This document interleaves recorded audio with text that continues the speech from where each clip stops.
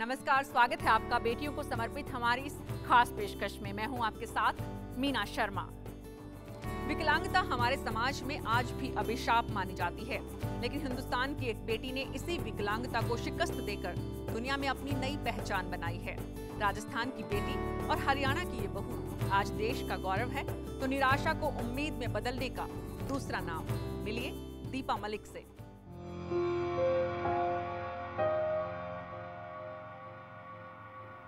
जिंदगी तुमने रेत बना कर दी तो क्या, इसे अपनी मुट्ठी में से फिसलने दूंगी। मैं अपने आंसुओं से गूंद कर गागर बना खुशियों से भर दूंगी।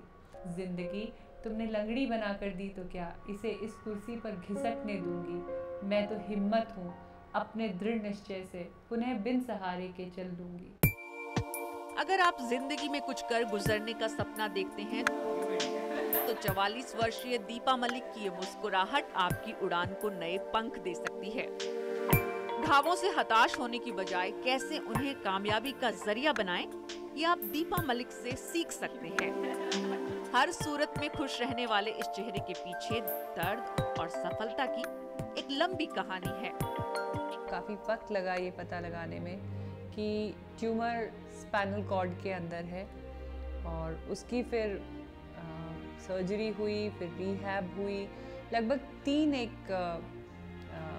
वर्ष का जो ये एक स्ट्रगल रहा, और उसके बाद धीरे धीरे दोबारा चलना सीखा। माता पिता की तपस्या से बचपन का वो दौर निकल गया और आर्मी ऑफिसर से शादी के बाद वो 2 बेटियों की माँ अपने घरेलू जीवन में बेहद खुश थी।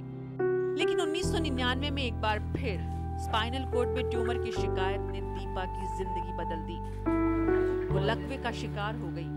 3 ऑपरेशन और 181 टांगों के बाद 1.5 साल बिस्तर पर रही तो परिवार ने ही आशंकाओं के सवाल छोड़े। ऐसे में दीपा ने तय किया कि भले ही कमर के नीचे का हिस्सा काम न करे, वो अपनी बेटियों की जिम्मेदारी बखूबी निभाएगी। लेकिन अब लोग अपाहिज कहने लगे। खुश होते हुए भी लोग हमको उदास समझते थे, बेचारा समझते थे, या यूं समझते थे कि अब हमारे जीवन में कुछ नहीं बचा, क्योंकि अरे तो अपंग हो गई है। या मुझसे जो जुड़े हुए लोग हैं, मेरे बच्चे हैं, मेरे पति हैं, मेरे इन-लॉज हैं, मैं उन सब पर एक बोझ बन गई हूँ और मेरा जीवन एक कमरे में व्यतीत हो जाएगा। आई थिंक ये जो कुछ धारणाएं थी, ये मुझे तंग करती थी, और यही जो नेगेटिविटी थी उसको मैंने उसी पे फीड कर और अपने आप को एक पॉजिटिव एटीट्यूड में ढालकर उन सब चीज़ों का जवाब देने के लिए एक एबिलिटी बियॉन्ड डिसेबिलिटी का मिशन सेट आउट किया। ऐसे वक्त में दीपा ने बचपन के शौक को जुनून बनाया, खेलों की दुनिया में अपनी जगह तलाशी, भाला फेंक और गोला फेंक की अंतर्राष्ट्रीय खिलाड़ी बनी। व्हीलचेयर के साथ मोटरसाइकिल और कार रेसिंग में लिम्ब का रिकॉर्ड बनाया, तो यमुना नदी को पार कर तैराकी में नए कीर्तिमान स्थापित किए। कॉमनवेल्थ से लेकर एशियन गेम्स में मेडल जीतने वाली अर्जुन अवार्ड से सम्मानित ये खिलाड़ी अब व्यवस्थागत खामियों को दूर करने के लिए आवाज बुलंद कर रही है। Women are designed to be multitaskers. Women are born shock absorbers.